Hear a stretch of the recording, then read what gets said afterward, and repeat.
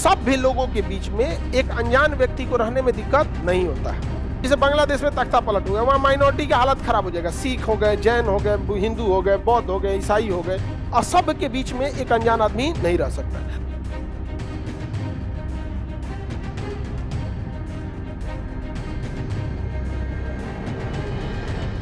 जब देश का विभाजन हुआ, और जब विभाजन हुआ ना, तो दो तरह के लोग आए।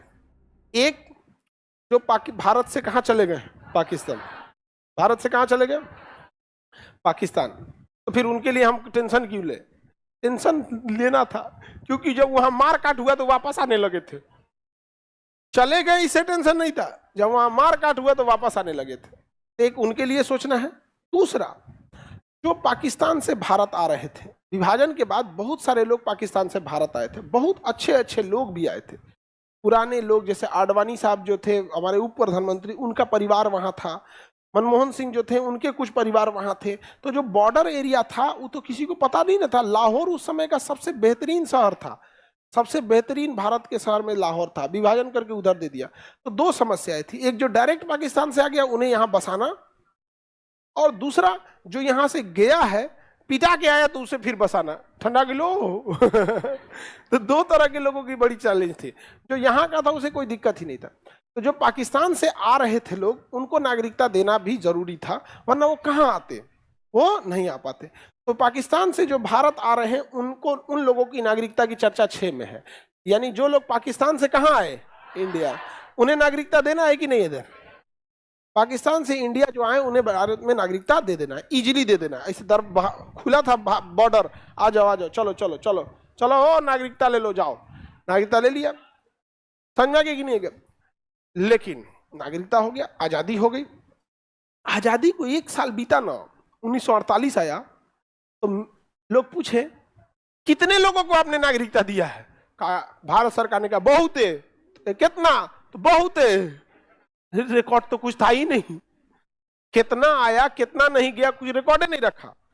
बड़ी दिक्कत आने लगा। और दूसरा, नागरिकता लेना इतना आसान था कि कोनो आता था यहाँ पे, फिर शाम में जाता था, अपने रिश्तेदार सबसे मिलता था, फिर चल आता था।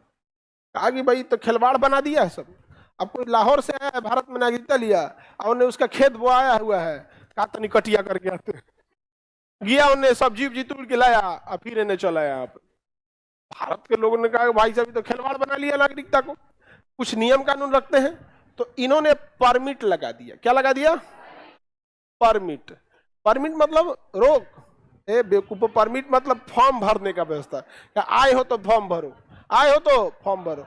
तो परमिट लगा दिया गया। अब आना जाना मुश्किल हो गया कि अब आ गए तो यहीं रह जाओ, अब नहीं जा सकते यहाँ पे। तो परमिट लगा दिया। क्या लगा दिया गया? परमिट। लेकिन यह परमिट लगाने में लेट हो गई थी। इसे लगाया गया 19 जुलाई 1948 को, आजादी के 1 साल बाद 19 जुलाई 1948 को परमिट लग गया। अब जब परमिट लग गया तो भारत में आके बसना थोड़ा मुश्किल हो गया। कितना मुश्किल हो गया? थोड़ा मुश्किल हुआ। जब परमिट नहीं था, चलते हैं भारत, चल दिया भारत। फिर कहता है ये गमछा तो उन्हें छूट गया हो, ए आते हो इन्हें से गमछा उठाया, बाना मुरेठा चल दिया, ओ भारत। नहीं समझ गया, खिलवाड़ बना लिया था। लेकिन जब परमिट नियम लग गया तब नहीं। जब परमिट लगा तो फॉर्म भरना था, जो भी पाकिस्तान से आ रहा था फॉर्म भरना। और भी एक चीज देखो, जिसे आना था वो आजादी के समय तक तो आ ही गया, आजादी के समय तक आ गया। परमिट इतना बाद इसलिए लगा कि परमिट के बाद थोड़ा फॉर्म भरना, ये सब करना थोड़ा झमेला था। कुछ लोग ऐसे भी थे जो उन्होंने लगा कि भाई विभाजन हो गया तो इससे क्या फर्क पड़ेगा, क्योंकि उनके जीवन में ऐसा कुछ अनुभव था नहीं कि विभाजन पे क्या ही फर्क पड़ता होगा। तो वो लोग वहीं रह गए।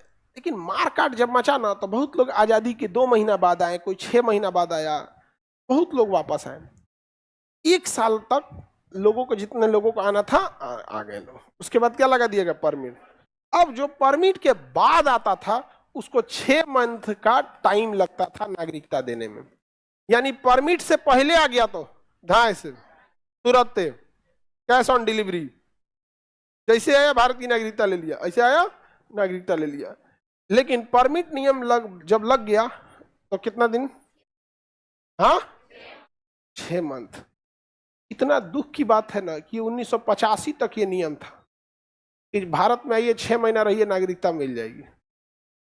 बाद में इसको बढ़ा के कहा गया 6 साल। कितना किया गया? 6।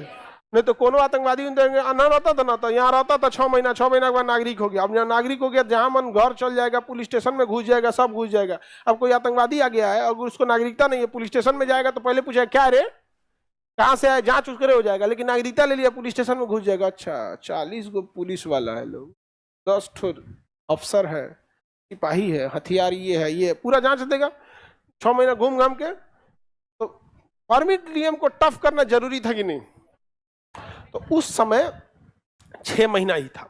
और ये बढ़ाया कब गया परमिट को? 1985 में। कितना किया गया? 6 महीना से 6 साल, 6 महीना से 6, अभी 7 साल कर दिया गया। कितना साल कर दिया? 7। ठीक है, 7 साल कर दिया। तो जरूरी है कि नहीं है?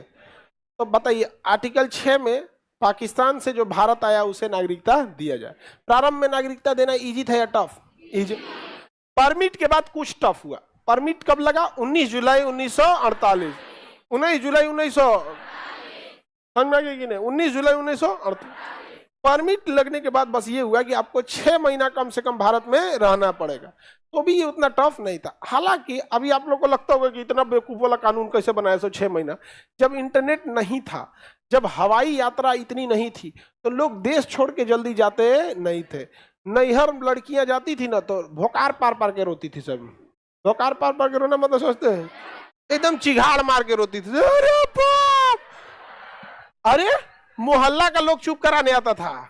जब महिलाएं नैहर से आती थी ना, भर मोहल्ला से मिलके आती थी।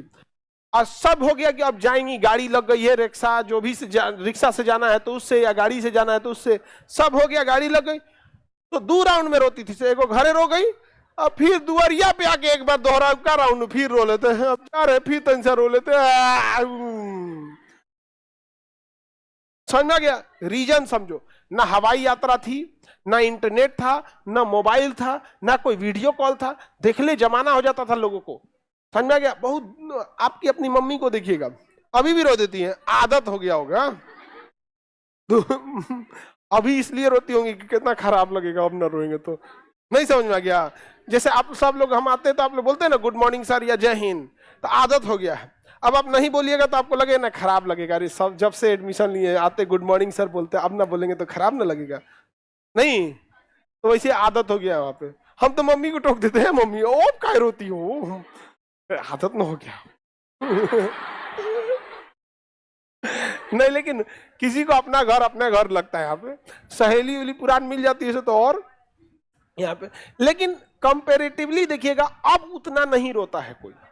अब मोबाइल आ गई है, माता पिता सबको अपना अब होता है। महिला हकीकत में ना कि महिलाएं हैं जो इतना त्याग कर सकती है। अपने पुरुष से सोचो ना कि अगर आपको घर द्वार छोड़ के जाना पड़े, ब्याह ना करे भाग, अपन घर द्वार छोड़ के जाना रहे।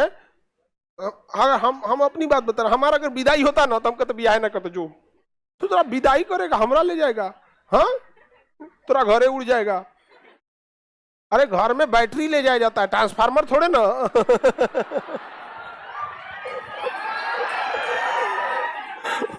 हमरा लेके जाएगा वहां पे, तबाही बचा देगा हम सब जना को।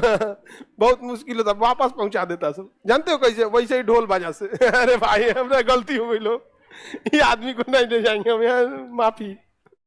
लेकिन ये सब पता नहीं कैसे विदाई सह लेती है सब। समझ में गया? होता है, आदत हो जाता है, एक्सेप्टेंस आ जाती है बचपन से ही कि हमारा जाना है दूसरे घर में। समझ में गया? हमें अपना माँ बाप को, अपने भाई बहन को किसी लड़का के वजह से छोड़ के जाना होगा तो ओकरो माई बाप को छोड़वा देंगे हम, हाँ अलगा रहेंगे। हमरा छोड़वाया तुम, हमरा माई बाप को, तोरो माई बाप छोड़वा देंगे जो, हाँ?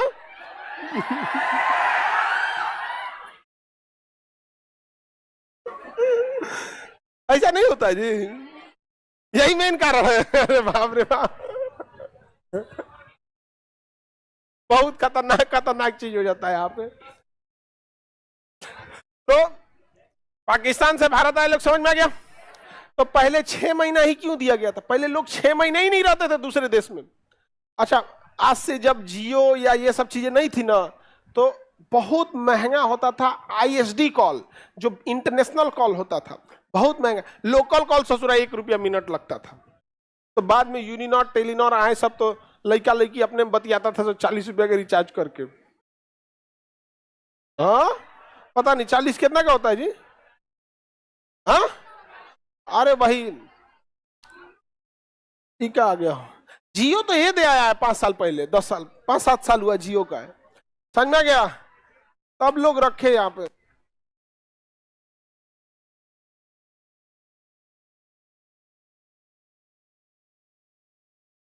किसी को कोई दिक्कत है तो बोलिए। परमिट नियम 6 महीना शुरू में था, वो तो कोई गड़बड़ नहीं था। अभी 6 महीना तो पता नहीं चलेगा कब बीत गया। आज आप लोग गर्ल्स लोग इतनी बड़ी संख्या में पढ़ने आ रही हैं, तो इसका ये भी रीजन है कि सूचना क्रांति बहुत इजी है। फट से फोन करके बमनी कोई दिक्कत नहीं ना, उनको भी पता है कि अगर पैसे का दिक्कत हो गया फटाक से फोन पे कर देंगे, यूपीआई कर देंगे, पैसा फट से आ जाएगा। लेकिन यही चीज 10 साल पहले कोई बेटियों को पढ़ने भेजता ही नहीं था। रीजन के बहुत कम लोग भेजते थे, पैसा घट गया तब कौन उसको मदद करने जाएगा। अभी ऐसा कुछ नहीं है यहाँ पे, अभी तो हर चीज सूचना तंत्र हो गया। दूसरा, उन लोग का लगता है खान सर है ना, यहाँ दिक्कत होगा जी, अभी सबसे लड़ा लड़ा मारेंगे उनको। नहीं देखो उधर बनवाए ताबूत, खड़ा ताबूत, उसी में दरवाजा लगवाना अभी उसमें, समझा गया? उसमें दरवाजा लगा के बंद कर, दरवाजा लगा के मिर्चा स्प्रे मार दी, काटी, ये देखो करिए कि उसमें काटी ठोक के दरवाजा लगा के बंद करिए। नहीं समझे? उसमें लिखा रहेगा जिंदा ताबूत। तो बताओ आर्टिकल 6 कितना इजी है? 6 इजी है कि नहीं? 6 के तहत परमिट से पहले नागरिकता कितने देर में मिलती थी? अरे परमिट से पहले तुरंत, हाँ तुरंत। परमिट के बाद 1985 के बाद वर्तमान में 700, हाँ अभी लगा दिया गया एनआरसी। क्या लगा दिया गया? एनआरसी। बात वही है, 6 है, उसी में सुधार करते करते करते उसी को टफ बना रहा है। क्या बना रहा है? टफ। क्योंकि अब भारत की जनसंख्या ऑलरेडी 140 करोड़ हो गई, अब कितने लोगों को यहाँ रखेंगे हम लोग? नहीं समझ में आ गया यहाँ पर। लेकिन रिलीजियस परसिक्यूशन जिनके साथ होता है, धार्मिक प्रताड़ना, उन्हें रखना जरूरी भी है। अब जैसे बांग्लादेश में तख्ता पलट हुआ, वहां माइनॉरिटी की हालत खराब हो जाएगा, सिख हो गए, जैन हो गए, हिंदू हो गए, बौद्ध हो गए, ईसाई हो गए, जीना आराम हो गए। पाकिस्तान में बहुत मुश्किल हो जाएगा यहाँ पे, क्योंकि देखिए सभ्य लोगों के बीच में एक अनजान व्यक्ति को रहने में दिक्कत नहीं होता है, या एक अलग टाइप के लोगों को रहने में दिक्कत नहीं होता, लेकिन असभ्य के बीच में एक अनजान आदमी नहीं रह सकता। तो भारत में किसी भी धर्म के लोगों को रहने में कोई खास दिक्कत नहीं है यहाँ पे। लेकिन पाकिस्तान में ना असभ्यों की संख्या ज्यादा है, जबकि जितने अलग अलग विचारधारा के लोग रहेंगे उतनी अच्छी बात है, अलग अलग थिंकिंग आएगी। लेकिन उनको लगता है सब एक के डिजाइन से रहे, तो गड़बड़ बात है ना। एक बीमारी आएगा तो सब बीमार हो जाएगा, नहीं समझे? आप ही अगर दूरदर्शी हैं, आपके पास 100 एकड़ जमीन है, क्या 100 एकड़ में आम लगाइएगा? पता चला कोई बीमारी आया तो आम सब गया, क्या सरकार कह दिया आम पे प्रतिबंध, सब चल जाएगा? नहीं तो कह देगा कोई बीमारी निकल जाएगा, आम खैला से आंख गिर जाता है बाहर, कोई आमे नहीं खाएगा। तो बेवकूफ आदमी जो होता है ना, एक पे डिपेंडेंट रहता है। 100 एकड़ है तो भाई आम लगा दो, केला लगा दो, कुछ सब्जी लगा दो, कोई अरे हर चीज रहना चाहिए कि नहीं ना? तो पाकिस्तान का तो एक के धर्म के लोग यहाँ रहेंगे। अरे बेवकूफ, क्यों एक ही धर्म के लोग रहेंगे? सबको रहने दो। भारत कैसा है, सब लोग यहाँ रहते हैं यहाँ पे। तो परमिट नियम कितना में? 6 में। समझ में आ गया? अनुच्छेद 5 प्रारंभ में नागरिक, हम लोग को किसके तहत मिला है? 5, हाँ प्रारंभ में मिल गया हम लोग को। और 6 में जो लोग आए थे उन्हें नागरिकता दिया जाए। समझ में आ गया कि नहीं? जो लोग आए थे उन्हें नागरिकता क्या किया जाएगा? दिया जाएगा। हम लोग के पूर्वज के पास, हम लोग के दादा परदादा के पास ऑप्शन होगा पाकिस्तान जाने के लिए। बहुत अच्छा कि ये लोग नहीं गए, नहीं तो आज हम बम चला रहे होते लाहौर में, आप लोग सुन रहे होते। अरे कोनो खान नाम का आदमी है, बम फेंक रहा है उधर लाहौर में, क्योंकि जहां जा रहते हैं वही शिक्षा मिली रहती। नहीं समझा? जैसे आज हम कैसे कहते हैं कि अरे बड़ी अच्छा, कोई हार्ड से हार्ड टॉपिक समझा देते हैं खान सर, बोलते हैं ना, वैसे पाकिस्तान में हम रहते हैं तो वहां अगर हम तो कहते हैं सारे बच्चे क्या खतरनाक से खतरनाक बम आसानी से बनवा देते हैं। बहुत अच्छा आदमी है, परमाणु बम बनवा देता है। ठीक हुआ हम लोग नहीं गए। बहुत दिक्कत हो जाता है यहाँ पे, और भी दिक्कत, महिलाओं को और दिक्कत होता। वहां 4 शादियां करना फैशन है।